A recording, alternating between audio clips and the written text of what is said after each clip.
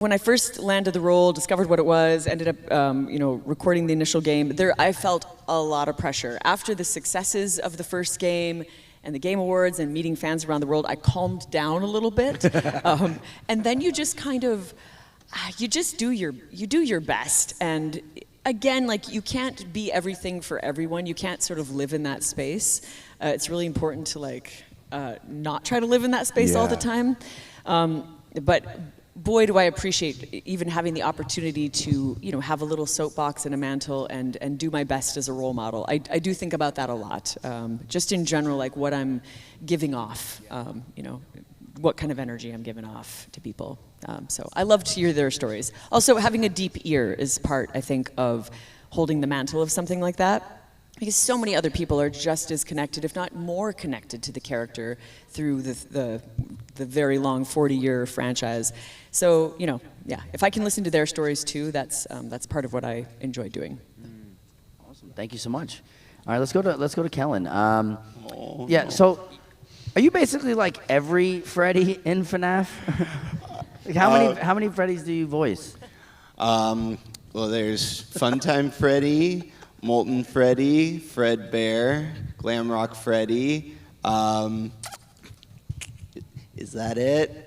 I think that's it. I think it's 4, but they're 4 the more well-known ones, and I think that tends to make the rounds. Oh, and the original Freddy Fazbear, of course, in Funko Fusion and some cut content at least. Well, my main question was, like, how do you make each animatronic feel totally different when they're technically all Freddy?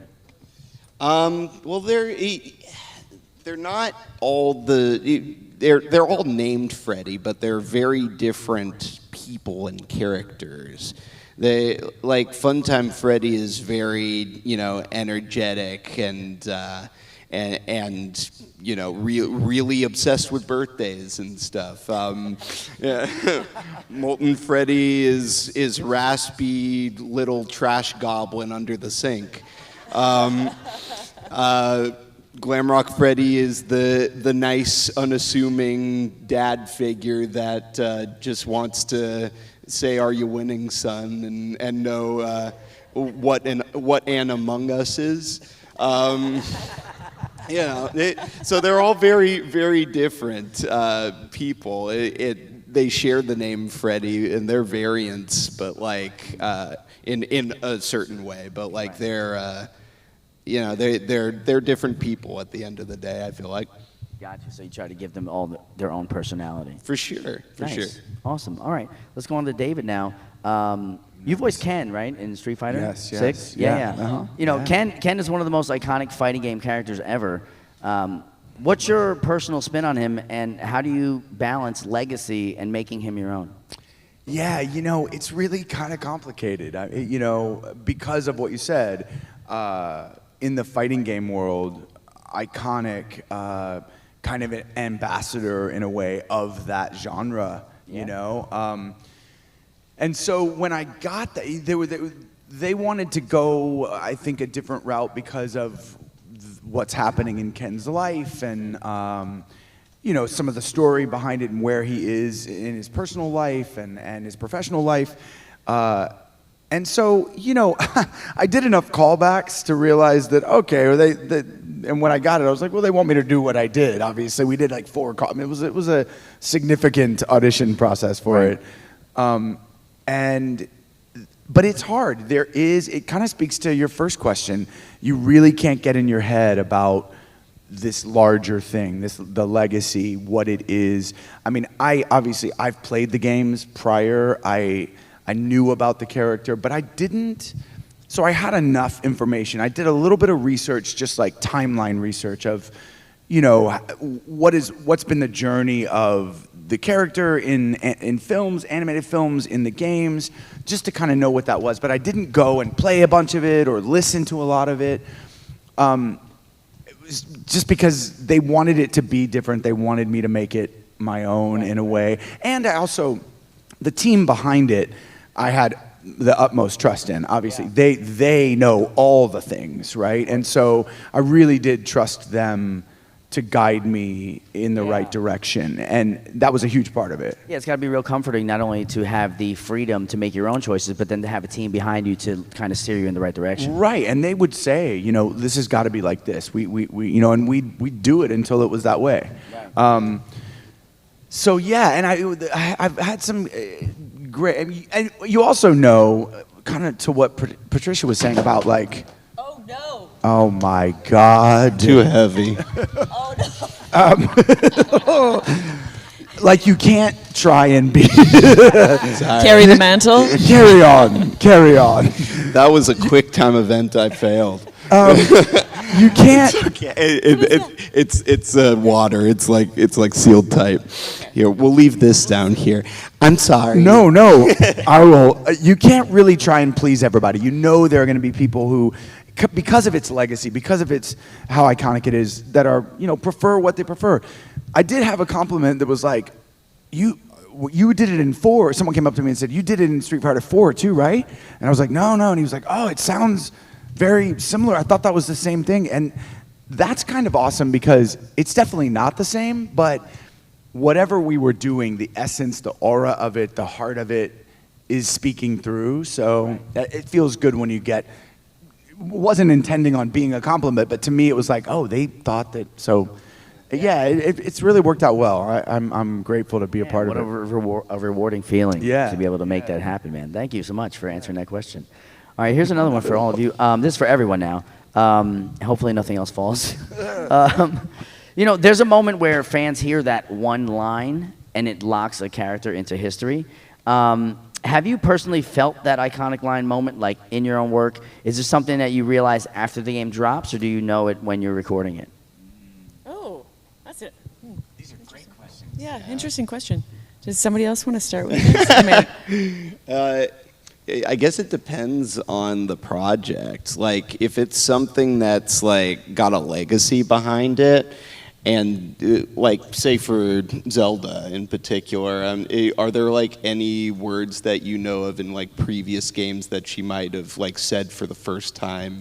Well, I go back to like "Open Your Eyes," which is this very simple. Like, it's the way that the games begin, and it's the thing that you'll find in the trailer that's dropping a reveal, and so it's the first thing that people hear, and so that sort of just idea. Was that a thing in so Ocarina of Time too? Did Gosh, she was say that? Did "Open they your say? eyes" I don't in remember. that, or was that? I don't remember all of what she voiced because I didn't voice that one. It was like such a long time ago. Yeah, no. I'm trying to think. Like, was it written down anywhere? I mean, she's always waking Link up. Like, that's definitely. Yeah, like no, I get you. I'm just saying, like, sometimes there's stuff that like previous iterations only had in text, and then you get to be the first one to say it. You know? Yeah. Does anybody know that? I think in Ocarina of Time, Navi wakes him up. Navi Yeah, wakes that's up. what Link's in the tree and Navi wakes him up. He's sleeping. I can't even remember now. Oh my god, it's so funny because I love it. Yeah, I nothing's coming to mind right now because my brain is still in yesterday. But it sometimes you can just feel like it's going to be, right? Yeah, I think what you said when you about it depends on the project. You know, if it is something that's newer and you know this is the first iteration of it, or it's not something that you really think about. I mean, with Ken specifically, you know, there are so many fighting call-outs that people, you know, that people are so used to that those were really, I mean, we actively thought about that, but that's so unique to that kind of game, you know.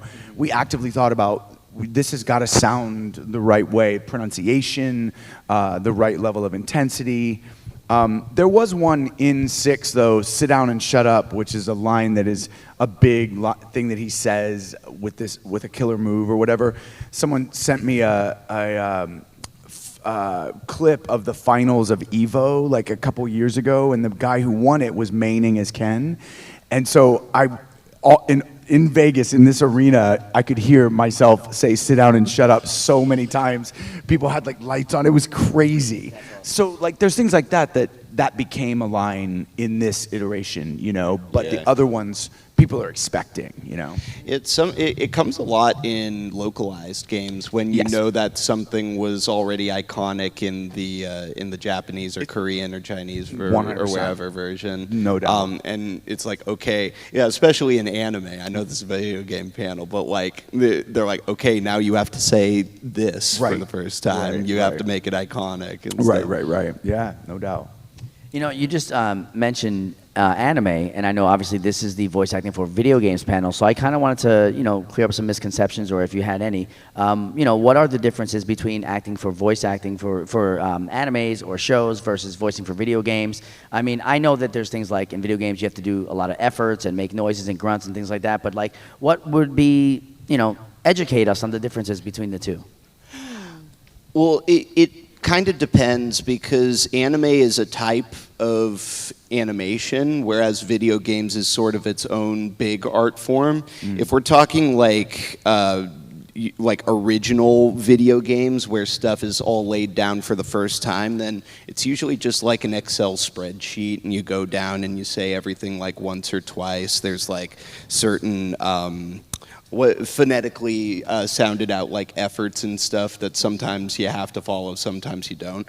But then for localized stuff, sometimes they'll have like the seiyuu, the Japanese voice actor, or whatever. They'll have their lines there, and they're like, okay, you have to match exactly this time frame, Right. or you have to match this intonation sometimes. It depends on the project, but yeah, I would say localized games are a lot closer to anime than just original video games in that way. Street Fighter is a great example of this. It's very specific. It is, yeah. Yeah, I mean, with localized games, I mean, the only thing, that's exactly right. I can't add much to that. The challenge with localized games is there is a time limit that you have to say the line within.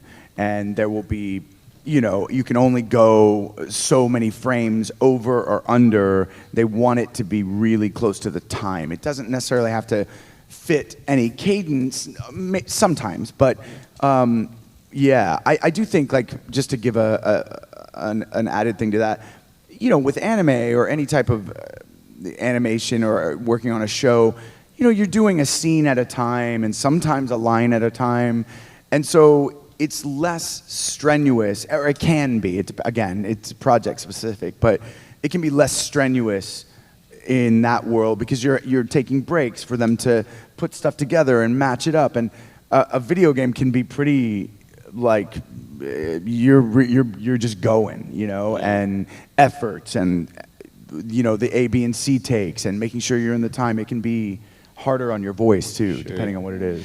And anime stuff comes into real handy when you're like dubbing cutscenes and stuff, especially for like Street Fighter. They want you to be like dead on. At least they did for my session. Yeah. They're very specific about it, you know, which is different when it's like a first game where you're kind of really the original person saying the words, you know.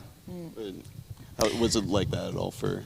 I mean, yeah, when you talk about localized games that are sort of more anime style than a regular video game, I was going to add to that and just say that video games in general have also that umbrella that falls into a TV film category, because you also have performance capture, and sometimes you may be working on a game where you're doing a variety of like stunts kinds of things, or physical theater style acting where you're memorizing lines, you're with other actors in a volume in a big chamber with outfits on, and so it's very much like doing theater or TV and film literally. And sometimes the audition process for those sorts of video games are like TV films, so they're going to be done at a casting house that usually has only done TV film.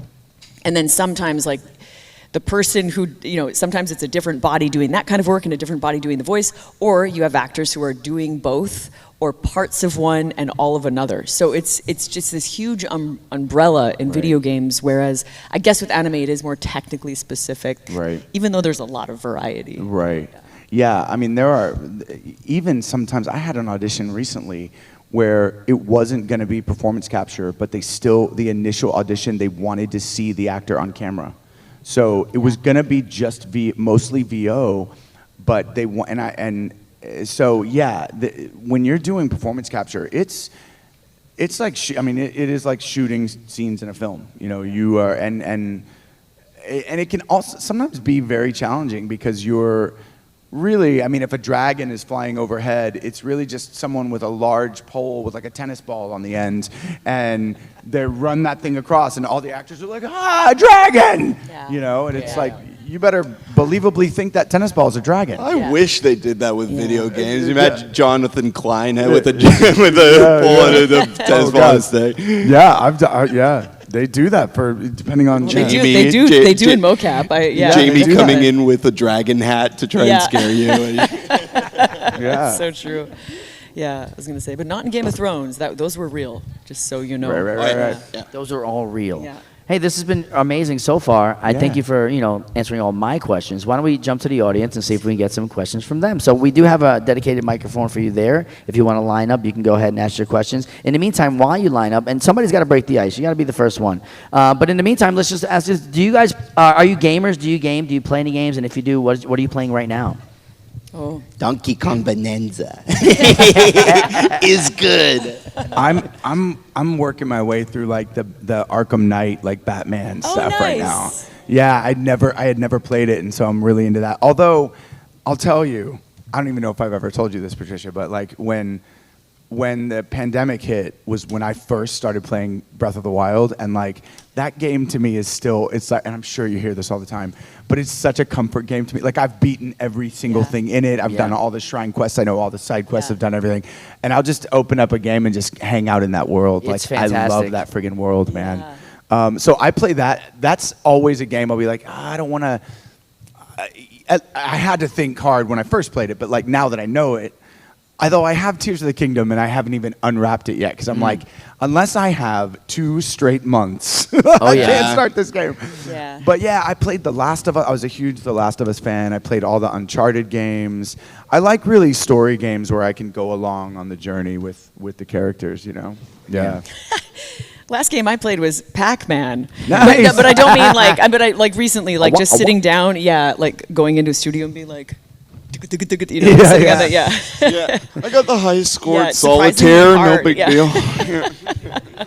Awesome.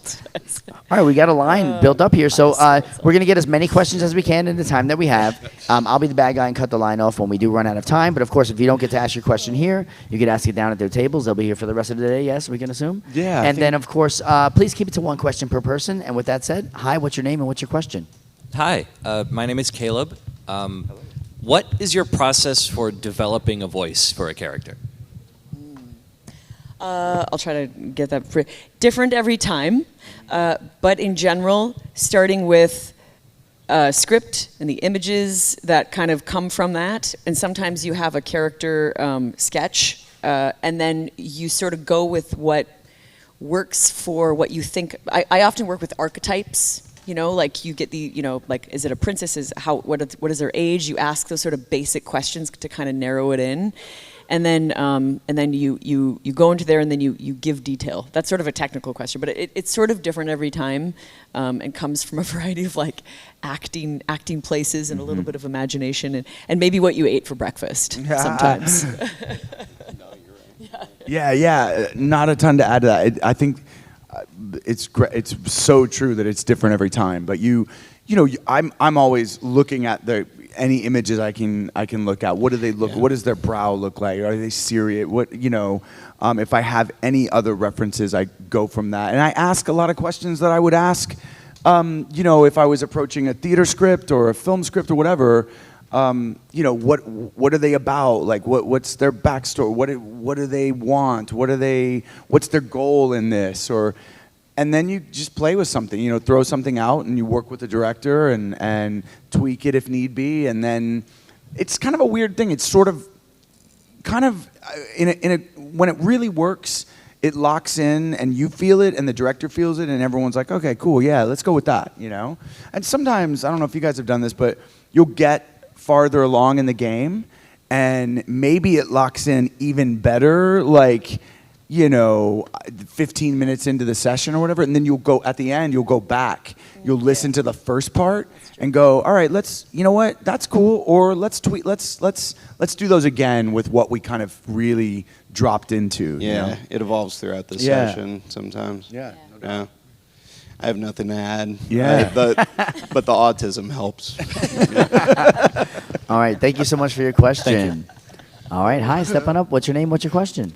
Hi, I'm Tate. I had a question for Kellen. I was wondering how, what's like the way you get the cogs turning to like become a voice actor? Like, how do you get there? In what way? Just like. Like. Sorry, I got my own. What are like the first steps? Thank like, you. How do you like get there? Sorry, It's I hard have to word my it. own. I'm sorry. You're very helpful. Sorry. It's hard to word it. I'm sorry, but like I guess like just what did you do like in the beginning of like your career to like get to where you are now? Well, mine was a little different just because I grew up sort of at the time of the beginning of the internet. So I was doing the acting thing, but there was also like YouTube had just become a thing when I was 13. Like not even a Google thing, a thing. So yeah, I'm that old. So I sort of found a community online that we voice acted for each other's stuff. We made like animations and all that, and sort of cut my teeth doing that. And then there were like online like forums and stuff, like the Voice Acting Club, which is still around today. You know that? Yeah. It's a great place to like swap tips and just be nerds about voice acting. But really, it's just doing it, like I did fan dubs, I did like animations, machinima, just like creating content, throwing spaghetti at the wall, seeing what sticks, and of course taking the voice acting lessons in the meantime. Do you guys have anything to add to that? Yeah. I would check out NAVA, National Association of Voice Artists, or Voice Arts, I think it is. If you're thinking of being a voice actor, they are kind of the people right now they have tons of resources that are free too, but they're kind of a community they're a hub of all voice actors, and they're working a lot with like templates and things to regulate AI. There's a lot of discussion around that, and it's a great networking place once you start in. Anyway, that's just, if you look up NAVA and you look up voice arts, you'll find it. But it's just something to keep on your radar. That's the only thing I'd add. Yeah, no, that's great. All right, sweet. Cool. Thank you so much for your question. Thank you, Date. All right, hi, step on up. What's your name? What's your question? Hi, I'm May. I was just wondering if each of you were to choose a franchise that you wanted to voice act in, what would you choose? That you haven't done before. Like a game, specifically a video game franchise? Doesn't have to be video games, it could be anything. Oh man, that's so hard. Let's. My question is this: whatever the next big franchise is. Wait, let's narrow it down to video games just to make it easier. Would you want to be in like a Nintendo thing, like that Hyrule universe? I mean, sure, yeah, yeah. I mean, I love some of the Naughty Dog stuff, like like. That really, honestly, for me as an actor, thinking about, all right, well, what could be next, or what, we're always asking ourselves, like, where do you want to be, or what could be, what's exciting, I really was impacted by those games and how, I mean, I just really respected the acting in those games. Like, I think, it's, the scenario of those games is like, okay, it's not like they're reinventing the wheel with what that world was or is. I mean, in some ways they did. There were unique things to it, but what really was impactful to me about it is those scenes and stuff that you feel so much like you're a part of those. And I think, and so that's such a great challenge to do. It's not as easy as it feels when you're watching it or playing it. And I would love to do something of that ilk. It doesn't necessarily, something like that. Yeah. Yeah. I hope you get to be in one, man. Yeah. They're really fun. Yeah, they man. they make you wear Badass. this beanie with two mics coming. Have you worn I've done that before? Yeah, I've done that before. Yeah, it's so much fun. Yeah, there's so much freedom with that. Yeah, you don't have to worry about knocking down the stand in front of you. Yep. Yeah, I would love if they ever brought the infamous franchise back, Sucker Punch. Man, I would be a happy Kellen. I would love to be in like an Insomniac Marvel game. Those look really fun. Yeah. I'm like, oh yeah, that sounds good. I do want to be Batman. Yeah. Oh, it's Pac-Man. Batman. Yeah, be Batman though. I do want to be Batman. Of Yeah. course I want to be Batman. I don't. It's so hard for me to answer because we get those questions and I literally I'm like yeah, and then it just goes out my head. I never think of a better answer, and part of it is like, I don't know. I grew up with like She-Ra, Princess of Power, and Disney and things like that, and playing outside. Yeah, She-Ra. I mean, She-Ra. It's my first cosplay. And in the end, I've kind of already like Zelda is sort of this interesting amalgam of a lot of those things, and I'm just sort of like, it now is more about like what is the team. The new IP that you don't know is so often the very interesting thing that you're going to be working on, and like who do you get to work with is like that's cool. Yeah, that that's leads you huge. down the research thing where you can go, oh my gosh, and like learn about different worlds that have already existed. So I know the question wasn't for me, but I would want to be in Grand Theft Auto. Oh yes. And since GTA 6 isn't going to come out for another like 15 years, there's still a chance. There's still a chance. Put it out there in the universe. I think Thank you so should, much. and you should break dance in this. Like you can, because you break dance. I do. You Yeah, break Ross dance. Marquand made me break dance down here the other day. I feel like we need to 2 make that days happen ago. too. But it's Nice. Sunday. I don't have the break dance energy. Never mind. Don't want to break anybody's neck. But yeah. I could do something. I don't know. Not right now. You want to see something? Yeah. Come on, guys. He's like a break dancer. I do. He could do that in Grand Theft Auto. He could suddenly just show up in like a scene. Here we go. Hey. Yeah.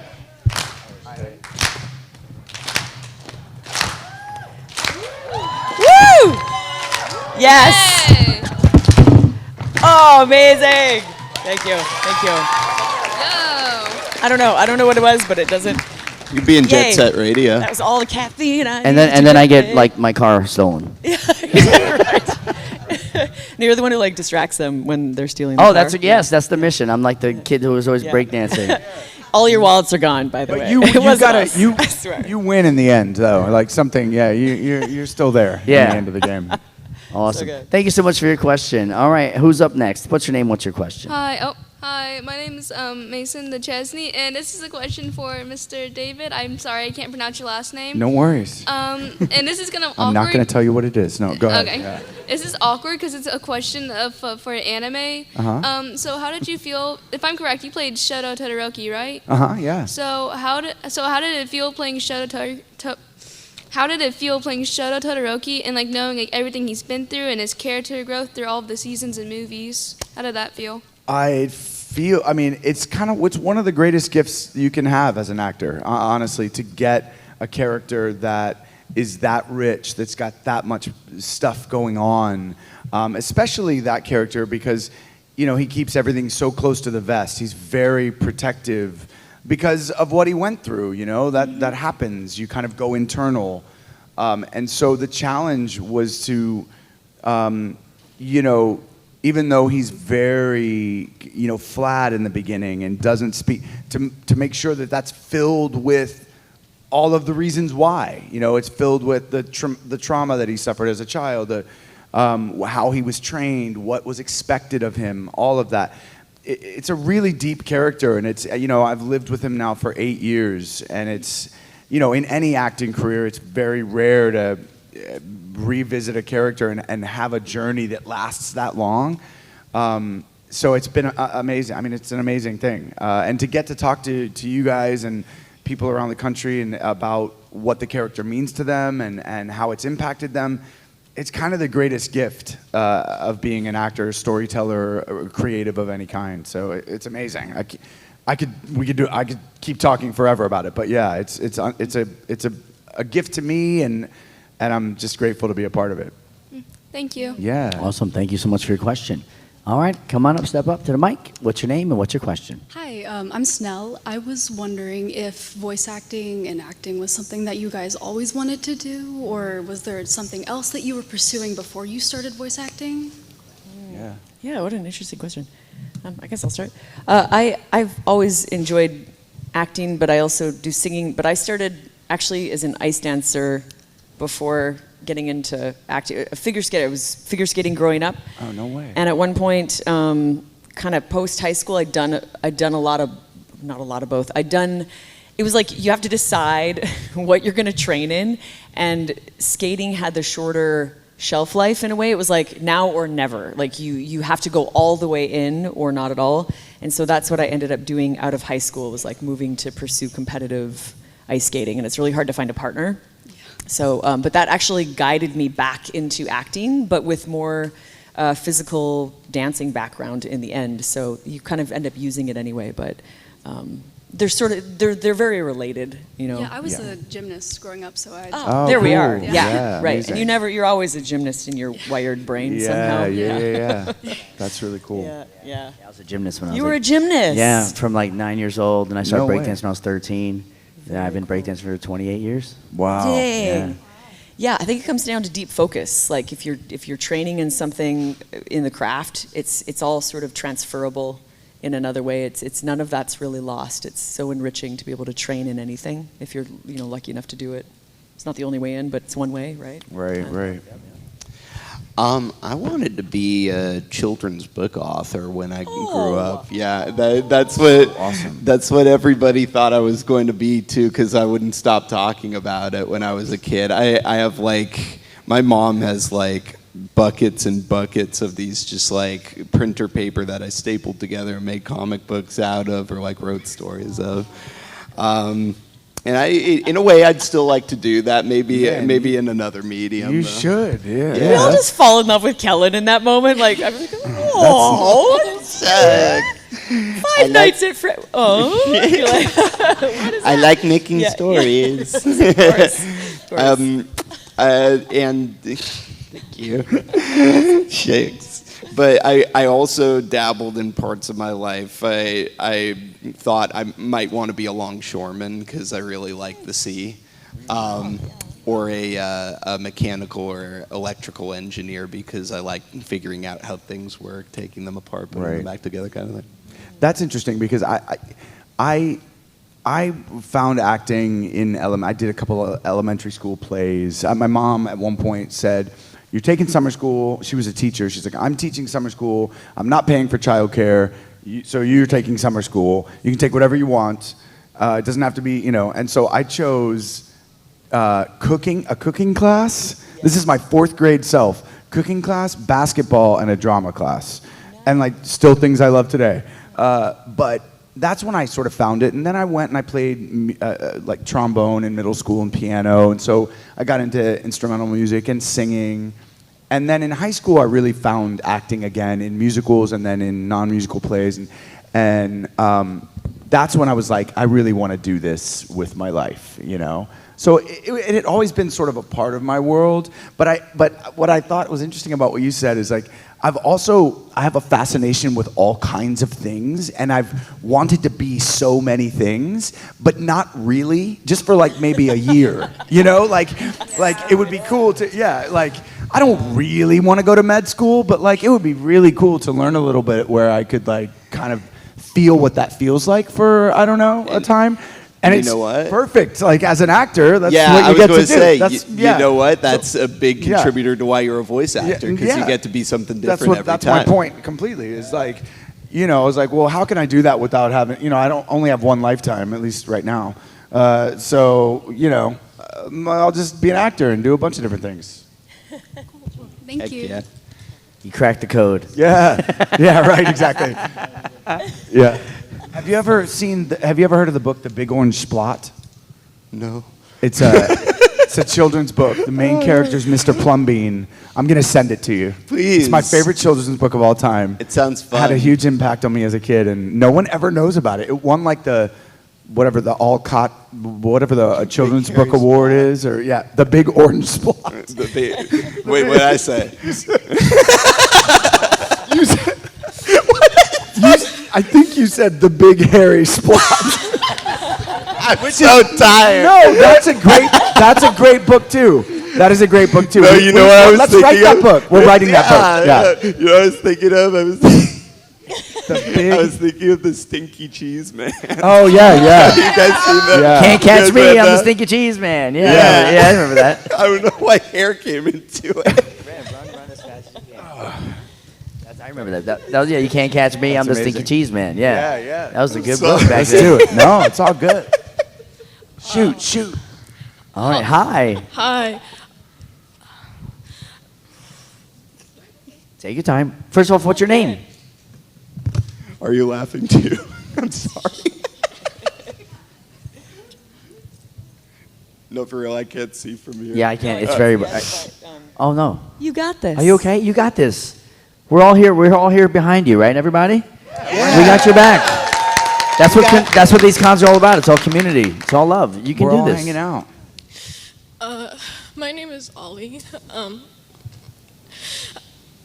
I have a question for Kellen Goff. You have a very specific way of voice acting, and I'm just curious, how did you find your voice? And is there any early stages where you were not quite there yet, but you can tell if you look back and you're it's almost there?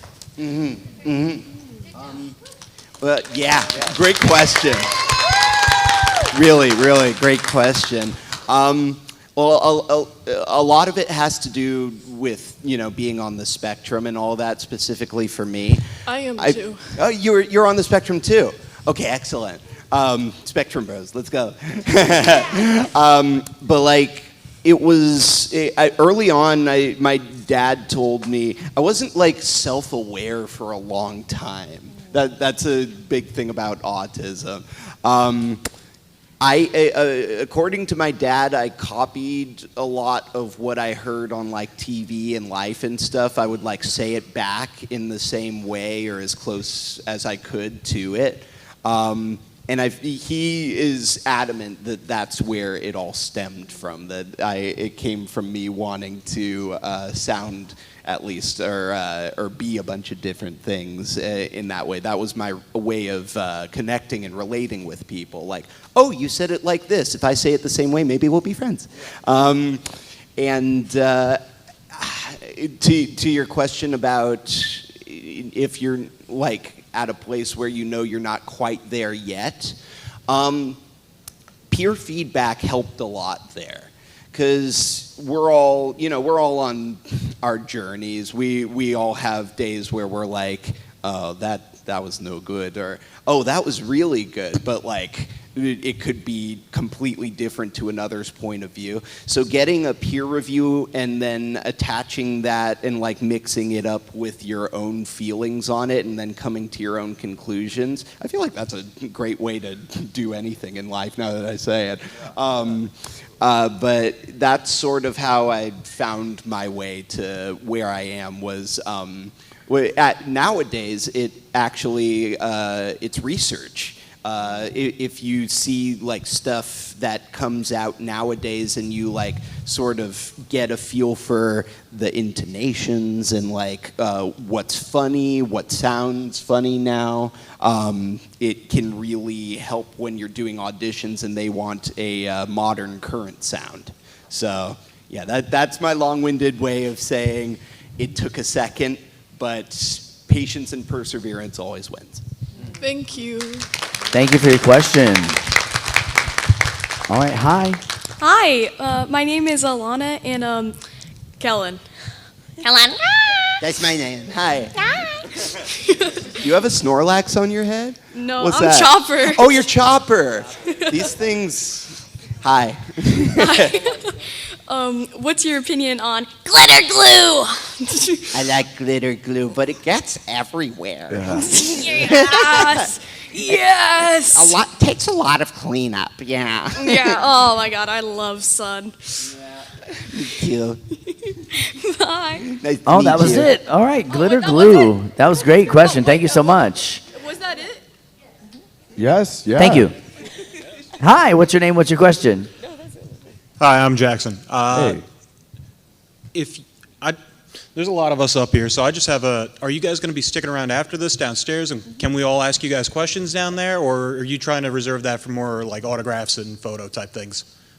No, come on up. Yeah, it's a combo of both. I think I'm leaving here around like 4:30 or 4. Yeah. Same about. Yeah. And I'm leaving at 2:30. So if anybody we got to catch a plane. Go to her a little. first. Yeah. But no, we're we'll be all around, open. yeah. You can come up and just talk to us. Yeah. Cool. Thank you. Yeah. Thank you. Awesome. All right, stepping up. We have about 10 minutes left, so let's try to ask as quickly as we can. Lightning round. We'll go Hi, fast. what's your We'll name? go fast. Hi, my name is Eris. I'm asking a question for my friend why they lost their voice. So for Kellen, what was it like voicing characters for Cookie Run Kingdom? And since you're going back, are you excited for it? I didn't hear the second part of the question, but the first part, it was so much fun.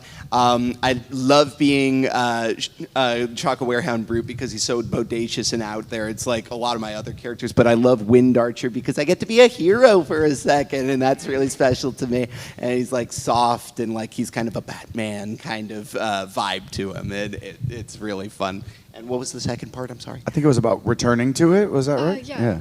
Oh, returning to it? I'm so glad to return to it, finally. Hard-won battle. Thank you. Awesome. Thank you so much for your question. Yeah, thank you. All right, we are in our lightning round now, so go ahead. Hi, what's your name? Hey, I'm Joseph, and this is just kind of for all of you. I really like asking this question because it helps me kind of understand more about your characters. For your most famous characters, so I guess Zelda, Funtime Freddy, and Broly, I don't know. What would their last words be? Like dramatic last words if they got killed in some dramatic fight or something. You want me to rewrite Nintendo? You want us to write canon here on stage during lightning round? That's I'm not crazy. ready. I'm not ready. That's what my last words are. I'm not ready. Yeah. I'm not ready. I don't know if they're the characters, but you know. Yeah, that's intense. Probably what a party pooper. Yeah. I'm not sure she'd say anything, but I think she'd feel a lot of love. She'd sort of explode in a ball of generosity and love because she spent so much time cultivating that in her life. I think it would be thank you. Very poetic. That's good. Yeah. All right, thank you so much. All right, hi. Hello, my name is Sarah. Very short, simple, sweet question. What are your favorite colors? Well, right now it's blue-purple because that's what I think. That's mine too. Yeah, no, good. Unicorn blue-purple Yes. today.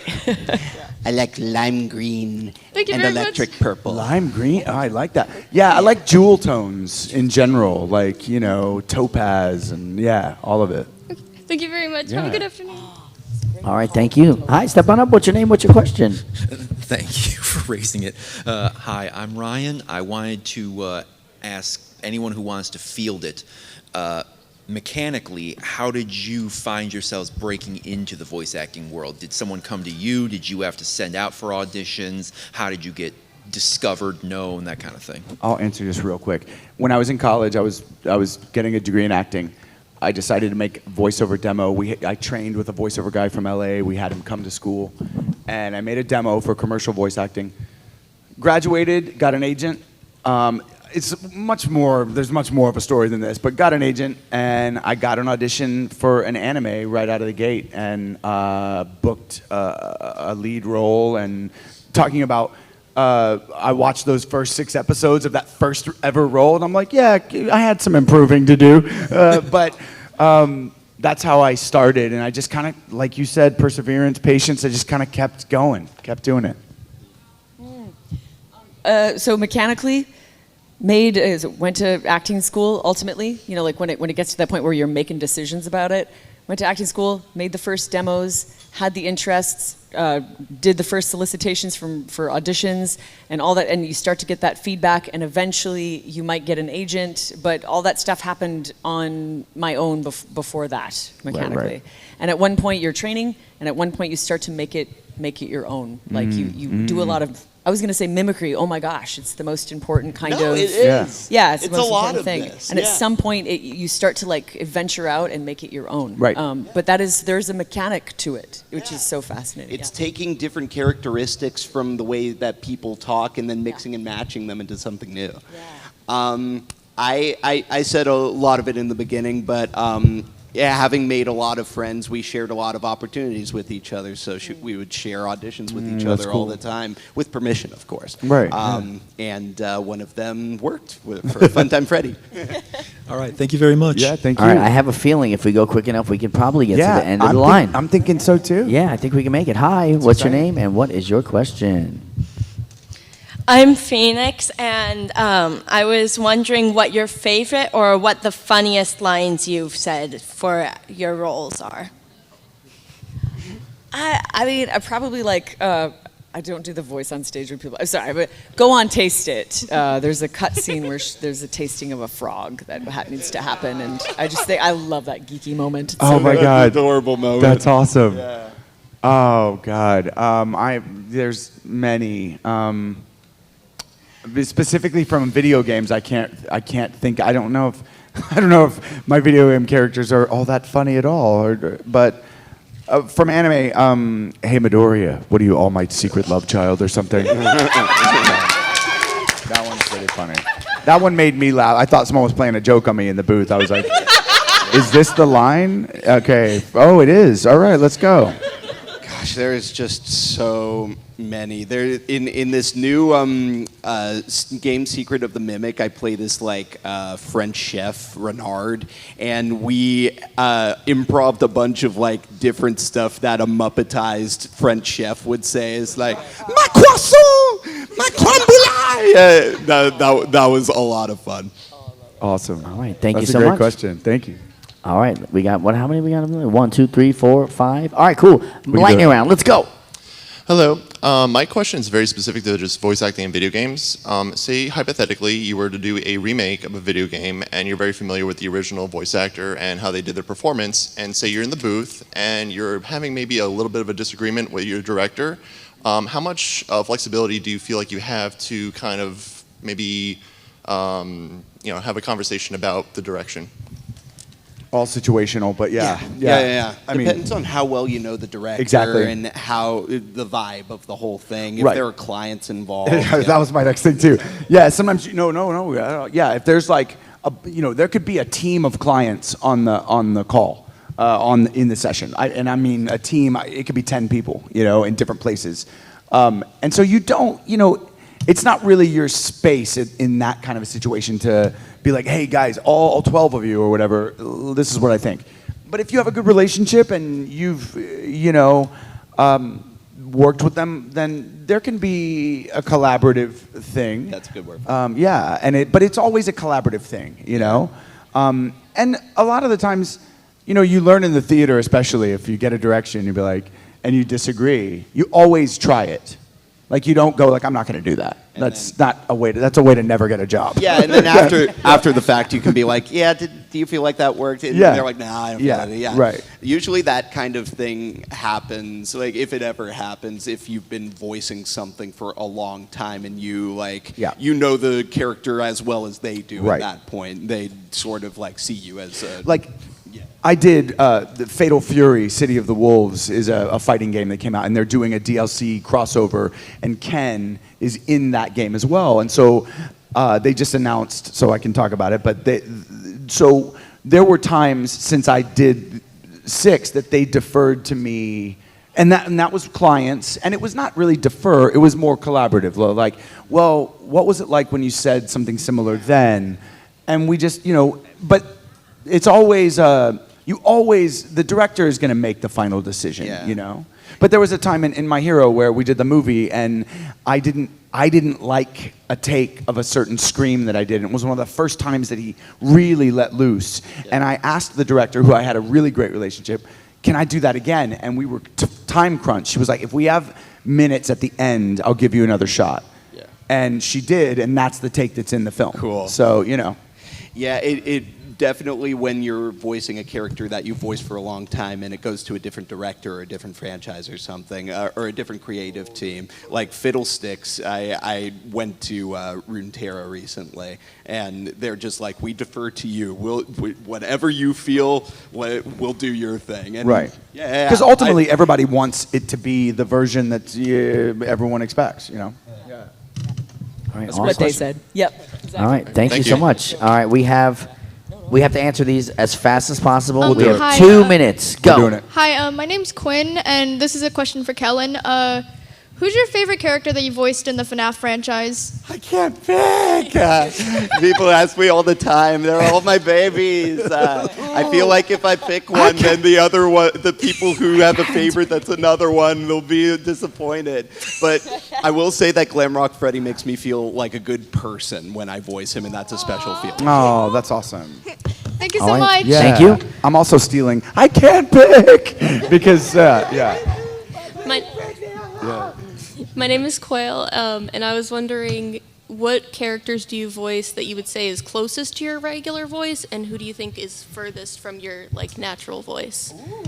I'd have to think about that one. Yeah, that's hard. Closest to my regular voice is probably Sasaki from Sasaki and Miyano. Farthest is probably Fiddlesticks, because that's I breathe in instead of going out. Yeah. The closest is I've done some a character Usui in a show called Maid Sama, and that's just my voice. You know, it's just my voice at the time, whatever it was. We had to do it really fast. So I don't know what the biggest departure is. I played a wolf beast or whatever in a show, and it was very chesty and growly, and that's there's some of that in there, but textury. But yeah, so that would be the one. Yes. I was channeling my Patrick Seitz. Yeah. I would say something like Ash from Rainbow Six is actually probably closer to my voice, or one of the Assassin's Creed characters. Closer, I'm just basically sitting in this range in this sort of a chest voice there. And then biggest departure would either be playing a 90-year-old woman, when you're sitting there and you're sitting in that voice for a long time, or babies that are like, you don't sound like that on a regular day, but we all do every version, we all kind of jump around, so sometimes they're one-offs, but yeah. Thank you. All right. So I apologize backstage, but we're going to go a little bit over so we can get these last two questions. Yes, let's do it. All right, go ahead. All Hi. right. Hello, my name is Yaheli, and this is a question for all of you. Has anyone recognized you for a really niche or obscure role? And if so, how do you feel about people who know you not for your super famous roles, but for 2 lines that you did in some obscure show or something? It's really refreshing sometimes. Don't get me wrong, we adore when people, recognize us for something we're recognized for usually, but it's always a little, oh, you listen to that? Sometimes you just do these and throw them out into the ethos and hope they hit some ears. Yeah, and you give the same amount of effort and authenticity and to everything. So it's amazing when it's one of the popular roles. That will never get old. But it is cool when there's one that is oh my God, I haven't even thought of that in a while. And especially when someone has really astute or nuanced things to say about it. It's exciting. It's exciting to know that someone maybe it was only one person that liked it. Yeah, at the last GalaxyCon, I mentioned I was like, oh, I have a band. It's we have a couple albums. Somebody went home and then they posted online that they ugly cried for 20 minutes listening to one of the songs on the way home because it connected with where they were in their life with a family member. And I got to share that with my bandmate who doesn't get to ever go on stage for things. And he was like, you made my day. He was so moved, and he does so much creative work that never gets seen. So I was like, I loved that so much. That was a fun, anyway. That's amazing. All right, thank you so much. And we are at our final question. Let's do it. Here we go. Hi, I'm Kiwi. Hello. I want to know what is the difference between voice acting for a show versus a video game, and do you prefer one over the other? My quick answer would be they are all genre specific. You're going to channel them all differently, but acting is acting is acting. Yes. That is the core of everything you do. 100%. Yeah, there's different technical aspects to it. Yeah. But a lot of them kind of intersect too. Like Yeah. I was talking about earlier with localization, that tends to extend from both shows to video games. Yeah. And the things you learn in one type of voice acting always, can help you in another genre. I always say the same thing. I mean, like, I've done. Someone actually brought a DVD of a like independent film I did. You can Google it. I'm not even going to say the title. And so acting is acting is acting is acting. It's the same muscle, but you filter it through different lenses. And there's not one that the last part of your question about prefer. I prefer all. I mean, hey, I love to get to do it and be a part of a story and tell a character's story. So however I can do that, I'm down. Yeah. Awesome. Well, thank you so much for your question. Thanks Thank you. all you for your questions. One more time, Patricia Somerset, Kellen Goff, and David Matranga. All right. Thank so you, guys. enjoy the rest of your time here at GalaxyCon Raleigh. And then is it okay if we take a stage selfie? All right, let's go ahead and let's get the house lights on, and we're going to get everybody to stand up. Come on down to the stage. But not on the stage, just close to the stage. All right. And, of course, if you can't see the camera can't see you.